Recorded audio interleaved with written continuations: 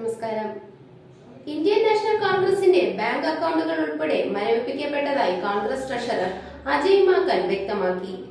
ആദായ നികുതി അടയ്ക്കാൻ വൈകിയെന്ന പേരിലാണ് കോൺഗ്രസിന്റെ 4 അക്കൗണ്ടുകൾ ഉൾപ്പെടെ മരവിപ്പിച്ചത്. ഇവർ നൽകുന്ന ചെക്കുകളൊന്നും ബാങ്ക് സ്വീകരിക്കാത്ത സാഹചര്യത്തിൽ അജയ് മാക്കൻ ആദായ നികുതി സമീപിച്ചിരുന്നു. എന്നാൽ കോൺഗ്രസ് ആരോപണം ഉന്നയിച്ച് 1 മണിക്കൂറിന് ശേഷം അക്കൗണ്ടുകൾ മരവിപ്പിക്കൽ നടപടി ഒഴിവാക്കി. 45 ദിവസം വൈകിയതിന്റെ പേരിൽ 210 കോടി രൂപയാണ് പിഴ ചുമത്തിയത്. ഗ്രൗണ്ട് ഫണ്ടിങ്ങിലൂടെ മറ്റും സമാഹരിക്കപ്പെട്ട പണമാണ് അക്കൗണ്ടുകളിൽ ഉണ്ടായിരുന്നത്. ഈ രാജ്യത്ത് ഒരു പാർട്ടിക്ക് മാത്രമാണോ പ്രവർത്തിക്കാൻ അനുവാദമുള്ളതെന്നും അജയ് മാക്കൻ കൂട്ടിച്ചേർത്തു.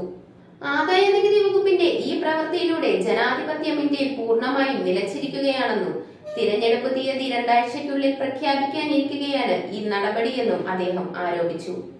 ഇതുമൂലം ന്യായയാത്ര ഉൾപ്പെടെ വൈദ്യുതി ബിൽ അടയ്ക്കാനും ജീവനക്കാർക്ക് ശമ്പളം നൽകാനടക്കം പാർട്ടിയുടെ എല്ലാ പ്രവർത്തനങ്ങളെയുമാണ് ബാധിച്ചിരുന്നത്.